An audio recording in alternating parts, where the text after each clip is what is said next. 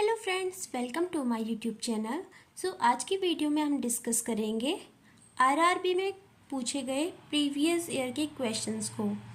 इसमें मैं आपको केवल नर्वस सिस्टम से रिलेटेड जो भी प्रीवियस ईयर क्वेश्चन पूछे गए हैं उनमें से कुछ क्वेश्चंस आज सॉल्व करवाऊंगी। ओके, हमारा फर्स्ट वन क्वेश्चन है, specialised cells found throughout the nervous system that transmit signals using electrochemical processes are। इसका मीन्स क्या है?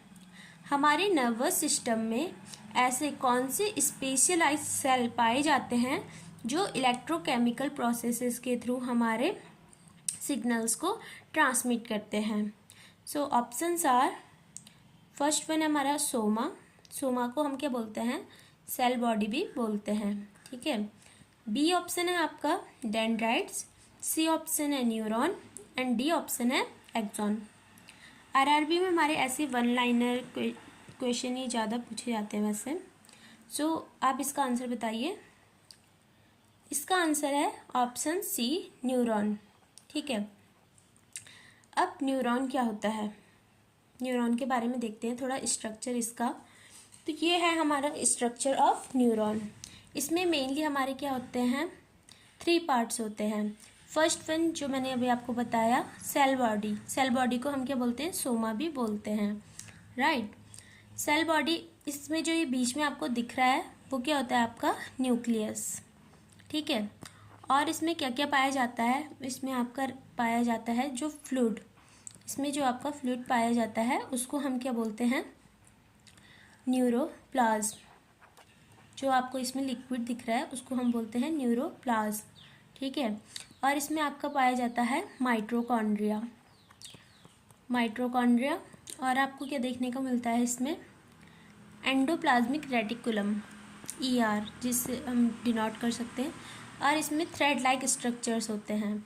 इन थ्रेड लाइक स्ट्रक्चर्स को हम क्या बोलते हैं? न्यूरोफाइब्रिल्स। अब इन न्यूरोफाइब्रिल्स का क्या वर्क होता है? ये हमारे प्रोटीन को ट्रांसफ़र करने का काम करते हैं। ठीक है, प्रोटीन को ट्रांसफ़र करने का काम करते हैं।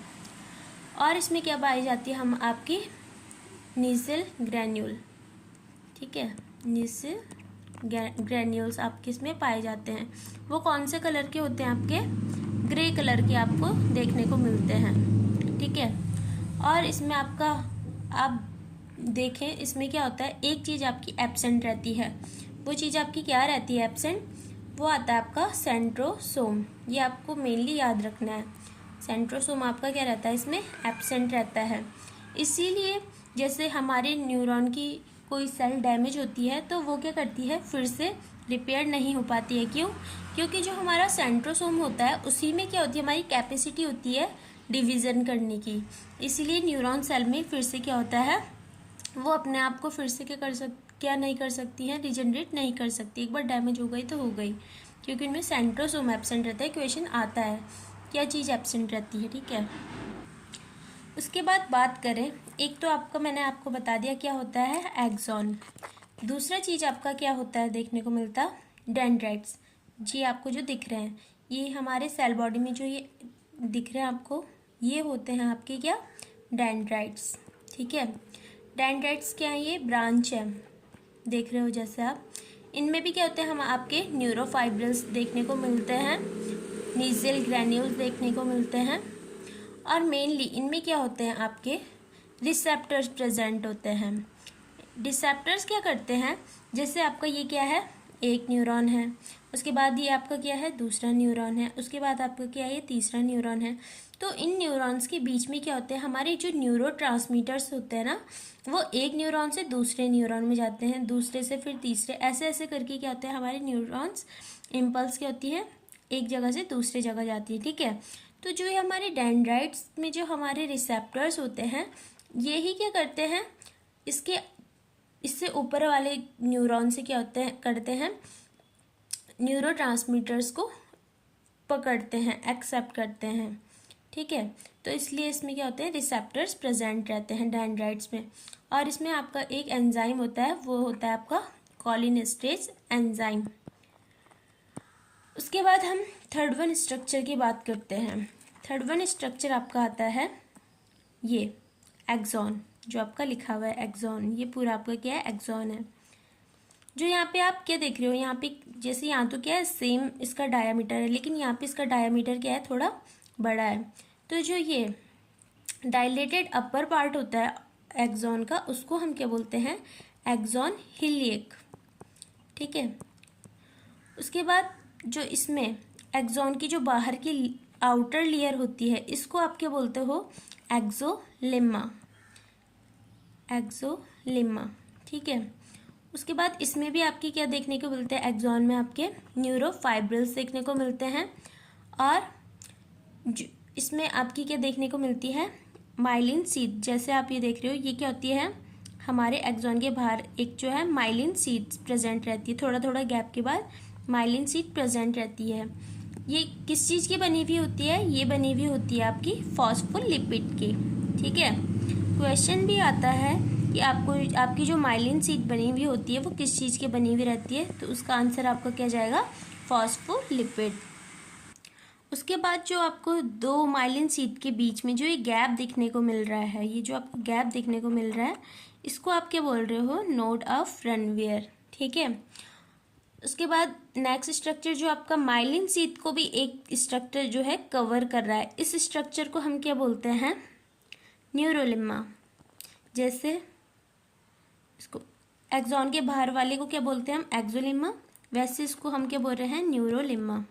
ठीक है। उसके बाद नेक्स्ट स्ट्रक्चर हमारा, इसमें एक चीज़ क्या रहती है, एब्सेंट रहती है, वो आपकी क्या रहती है, नीजल ग्रैन्यूल्स, एनजी। नीजल ग्रैन्यूल्स क्या होती हैं, एब्सेंट रहती है। यहाँ पे मैंने आपको क्या बोलता है, इसमें सेल बॉडी में नीजल बॉडीज क्या रहती हैं, प्रेजेंट रहती है, नीजल ग्रैन्यूल्स क्या रहती है, प्रेजेंट रहती है। नीजल ग्रैन्यूल का यहाँ काम क्या था, ये प्रोटीन का सिंथेसिस कर रही थी, लेकिन इसमें क्या है, हमारे एक्सॉन में नीजल ग्रैन्यूल्स क्या है, एब्सेंट है। तो इसलिए एक्सॉन को क्या करना पड़ेगा, प्रोटीन के लिए हमारे सेल बॉडी में क्या करना पड़ेगा, डिपेंडेंट रहना पड़ेगा। इसलिए जो प्रोटीन होता है उसका फ्लो होता है यहाँ से यहाँ, इसी को हम क्या बोलते हैं, एक्सॉन की तरफ आ रही है तो इसको आप बोलते हो यहाँ पे एक्सोनल फ्लो। इसमें आपका देखने को मिलता है एक्सोनल फ्लो। ठीक है। उसके बाद नेक्स्ट स्ट्रक्चर देखते हैं थोड़ा सा। ये जो आपका लास्ट स्ट्रक्चर है, जो ये एक्सॉन जहाँ पे एंड हो रही है, यहाँ ये क्या होते हैं, हमारे यहाँ पे लास्ट में वेसिकल्स प्रेजेंट होते हैं। इन्हीं में क्या होता है, हमारे न्यूरोट्रांसमीटर। जैसे मैंने आपको बताया था ना, एक न्यूरॉन ये, उसके बाद जो दूसरा न्यूरॉन है इसके, तो यहाँ पे डेंड्राइट्स आ जाएंगे, तो यहाँ से क्या हो रहा है, यहाँ पे कैच कर रहा है, ऐसे ऐसे करके प्रोसेस चलती है। ओके। तो इसका आंसर आपका क्या आ गया था, न्यूरॉन। उसके बाद नेक्स्ट क्वेश्चन की तरफ बढ़ते हैं। नेक्स्ट क्वेश्चन है आपका, which of this is an example of neurotransmitter. जो इनमें से कौन सा आपका एक न्यूरोट्रांसमीटर का एग्जाम्पल है। ऑप्शन ए है ओनली डोपामिन, ऑप्शन बी है ओनली नॉरएपिनेफ्रिन, ऑप्शन सी है ओनली एसिटाइलकोलाइन, और ऑप्शन डी है ऑल ऑफ दीज। इसका आंसर तो आई गेस आप सब लोग कर लोगे। So the right answer is all of these. सभी क्या है, हमारे न्यूरोट्रांसमीटर हैं। अब मैं आपको कुछ न्यूरोट्रांसमीटर्स के बारे में बताऊं तो न्यूरोट्रांसमीटर हमारे कितने टाइप के होते हैं, आपके दो टाइप के देखने को मिलते हैं। ठीक है। 2 टाइप्स ऑफ न्यूरोट्रांसमीटर्स देखने को मिलते हैं। एक आपका क्या होता है, एक्साइटिंग न्यूरोट्रांसमीटर। दूसरा आपका क्या होता है, इनहिबिटिंग न्यूरोट्रांसमीटर। एक्साइटिंग न्यूरोट्रांसमीटर क्या करते हैं, हमारे एक्साइटेड के लिए, मतलब हमारी मसल्स को कॉन्ट्रैक्शन वगैरह का काम यही करवाते हैं। इसके आपके एग्जाम्पल कौन कौन से दिखने को मिलते हैं, लाइक इसी के अंदर आता है हमारा ACH। ACH हमारा क्या, एक्साइटेटरी न्यूरोट्रांसमीटर है।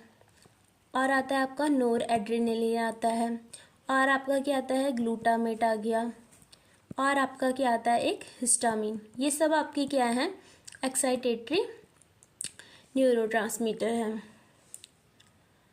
उसके बाद आता है आपका इनहिबिटरी। इनहिबिटरी में आपके कौन कौन से न्यूरोट्रांसमीटर आते हैं, एक तो आता है आपका डोपामिन, दूसरा क्या आता है आपका गाबा, तीसरा गाबा को ही हम क्या बोलते हैं, सेरोटोनिन भी नहीं सॉरी नेक्स्ट क्या होता है आपका सेरोटोनिन। सेरोटोनिन को आप क्या बोलते हैं 5-हाइड्रोक्सीट्रिप्टामाइन, इसको हम क्या बोलते हैं सेरोटोनिन का दूसरा नाम है। ठीक है, तो ये आपके दो टाइप के हो गए, एक्साइटेटरी एंड इनहिबिटरी। इसका तो आपका आंसर पता चल गया, all of this. Next question देखते हैं, third one, which structure act as a wire of a telephone in the body. Body में ऐसा कौन सा स्ट्रक्चर है जो आपका टेलीफोन की तरह काम करता है। सो इसका आंसर क्या है, आपका आंसर है आपका डी। ठीक है, नर्व्स क्या करती हैं, एज अ टेलीफोन वायर हमारी बॉडी में प्रेजेंट रहती है। ये तो आपको पता ही चल रहा होगा क्योंकि ये सीएनएस वाला चैप्टर चल रहा है। Question 4, which protective membrane cover the brain and spinal cord. हमारे ब्रेन एंड स्पाइनल कॉर्ड को कौन सी लेयर प्रोटेक्ट करती हैं, कवर करती हैं। ऑप्शन ए है पेरिटोनियम, बी मेनिंजेस, सी प्लूरा और D pericardium. So the answer is meninges. Meninges क्या करती है, हमारी ब्रेन की प्रोटेक्टिव लेयर है। जैसे आप ये देख सकते हो, मेनिंजेस हमारी क्या होती है, 3 टाइप ऑफ मेनिंजियल लेयर हमारे ब्रेन को क्या करती है, कवर करके रखती है, प्रोटेक्शन का काम करती है। ठीक है, शॉक एब्जॉर्बर का काम करती है। तभी तो जैसे हमें कहीं चोट लगती है, पहले तो हमारी जो स्कल होती है, जो हमारे सर की हड्डी होती है, वो उसको कवर करके रखती है, और फिर हमारी जो स्कल बोन है उसके अंदर हमारे 3 मेनिंजियल लेयर रहती हैं, वो भी उनको हमारे ब्रेन को क्या करती है, प्रोटेक्ट करने का काम करती हैं। वो जो 3 लेयर्स हैं वो कौन कौन सी हैं, एक आ गई आपकी ड्यूरा मैटर, दूसरी है अरेक्नाइड मैटर एंड तीसरी है पाया मैटर। इसी सीक्वेंस में आपको याद रखना है, ब्रेन से पास है तो पाया मैटर, दूर है तो ड्यूरा मैटर, PPDD। ठीक है, तो ये 3 मेनिंजेस लेयर आपकी क्या करती हैं, प्रोटेक्शन का काम करती है। ब्रेन एंड स्पाइनल कॉर्ड में भी ऐसे ही पाया जाता है। ठीक है, क्वेश्चन 5 है, from which part of brain CSF cerebro spinal fluid is secreted. कहाँ से हमारा सेरिब्रो स्पाइनल फ्लूइड क्या होता है, सिक्रेट होता है। ऑप्शन ए है कोरोइड प्लेक्सस, ऑप्शन बी है venous sinus of brain, option C है सब अरेक्नाइड स्पेस, और ऑप्शन डी है नॉन ऑफ दीज, या फिर none of above. So the answer is choroid plexus. Choroid plexus से क्या होता है, हमारा CSF सिक्रीट होता है। जैसे आप ये ब्रेन का स्ट्रक्चर देख सकते हो, तो यहाँ पे हमारे क्या होता है, ये है आपकी कोरोइड प्लेक्सिस। कोरोइड प्लेक्सिस कहाँ प्रेजेंट होती है, हमारे जो वेंट्रिकल्स होते हैं उनमें क्या होता है, हमारे कोरोइड प्लेक्सिस प्रेजेंट होते हैं। जैसे हमारे ब्रेन में कितने होते हैं, 4 वेंट्रिकल्स प्रेजेंट होते हैं, 2 तो आपके क्या होते हैं, लेफ्ट वेंट्रिकल होते हैं। ठीक है, और फिर आगे आपका 3rd वेंट्रिकल, और फिर आगे आपका 4th वेंट्रिकल। ठीक है, राइट और लेफ्ट लेटरल 2 वेंट्रिकल ये हो गए, एक आपका क्या हो गया 3rd वेंट्रिकल, ये आपका 3rd वेंट्रिकल, और एक आता है आपका 4th वेंट्रिकल। जैसे आप देख सकते हो ये हो गया आपका 4th वेंट्रिकल। तो हमारे कोरोइड प्लेक्सस से क्या होता है, CSF सिक्रीट होता है, और हमारे एरेक्नाइड स्पेस, सब एरेक्नाइड स्पेस में क्या होता है, हमारा ये CSF क्या होता है, एब्जॉर्ब हो जाता है। ठीक है, ये सर्कुलेशन आप देख सकते हो CSF का। लेफ्ट जो 2 लेटरल वेंट्रिकल्स होते हैं, इनसे क्या होता है, एक होल निकलता है। ठीक है, फोरामेन ऑफ मोनरो, इनसे फिर क्या होता है, वो CSF हमारे 3rd वेंट्रिकल में जाता है, फिर उसके बीच बाद हमारे 3rd वेंट्रिकल और 4th वेंट्रिकल के बीच के रास्ता जो है उसको हम क्या बोल रहे हैं, एक्विडक्ट ऑफ सिल्विस। ठीक है, उसके बाद 4th वेंट्रिकल में जाने के बाद ये 3 ओपनिंग्स होती हैं, 2 तो आपकी फोरामेन ऑफ लस्का होती हैं और एक होती है आपकी फोरामेन ऑफ मैगेंडी। उसके बाद हमारा जो ये तीनों ओपनिंग होती है वो हमारे कहाँ ओपन होती है, सब अरेक्नाइड स्पेस में। तो इस तरीके से CSF प्रोड्यूस होता है कोरोइड प्लेक्सस से एंड एब्जॉर्ब होता है सब अरेक्नाइड स्पेस में। ठीक है, उसके बाद क्वेश्चन 6 है, टेम्परेचर और heat regulating centre is present in which part of brain. Heat regulating centre कहाँ प्रेजेंट होता है आपके ब्रेन में। ऑप्शन ए है थैलेमस, बी हाइपोथैलेमस, सी मेडुला ऑब्लांगाटा और डी सेरेबेलम। सो मैंने आपकी इसकी एक पूरी वीडियो बना रखी है जिसमें क्या हमारे पूरे ब्रेन के पार्ट्स हैं और ब्रेन के फंक्शन है। तो ये क्वेश्चन में आरआरबी में तो मोस्टली पूछे जा रखे हैं कि मतलब कौन से पार्ट का कौन सा फंक्शन है, तो ये आप जरूर पढ़ के जाना, ठीक है। सो इसका आंसर है आपका हाइपोथैलेमस। हाइपोथैलेमस क्या आपका हीट रेगुलेटिंग सेंटर होता है। इसकी मैंने आपको पूरी एक वीडियो बना रखी है, वो मैं आपको डिस्क्रिप्शन में दे दूँगी, वहाँ से आप देख लेना। वैसे क्वेश्चन 7 है, ब्रोकास एरिया इन द, हमारा ब्रोकास एरिया कहाँ होता है, कौन से लोब में होता है। Option A frontal lobe, B parietal lobe, C occipital lobe और डी टेम्पोरल लोब। कहाँ प्रेजेंट होता है हमारा ब्रोकास एरिया। हमारा ब्रोकास एरिया प्रेजेंट होता है आपका फ्रंटल लोब में, ठीक है। ये मैंने आपको पूरी वीडियो में आपको एकदम अच्छे से बता रखा है, ठीक है। उसके बाद क्वेश्चन 8 है, which cortical area is responsible for the formulation of speech. Formulation of speech के लिए आपका कौन सा एरिया रिस्पॉन्सिबल है। इसका आंसर है आपका ऑप्शन डी, ब्रोकास एरिया क्या है आपकी फॉर्मुलेशन ऑफ स्पीच के लिए क्या है, रिस्पॉन्सिबल है। उसके बाद आता है आपका question number 9, which division of the nervous system initiate a response known as fight और फ्लाइट। हमारा जो फाइट और फ्लाइट रिस्पॉन्स है उसके लिए कौन से नर्वस सिस्टम रिस्पॉन्सिबल है, या फिर कौन से नर्वस सिस्टम हमारे फाइट एंड फ्लाइट को इनिशिएट करता है, स्टार्ट करता है।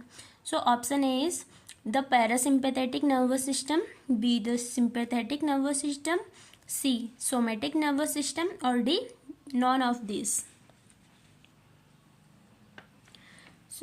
आपका इसका आंसर है option B, the sympathetic nervous system. अब हमारे क्या होते हैं, 2 टाइप ऑफ नर्वस सिस्टम। जैसे आप मान लो एक आपका होता है आपका सिंपैथेटिक नर्वस सिस्टम, शायद आप सबने ये पढ़ा ही होगा सिंपैथेटिक नर्वस सिस्टम। एक आपका होता है क्या, पैरासिम्पैथेटिक नर्वस सिस्टम, ठीक है।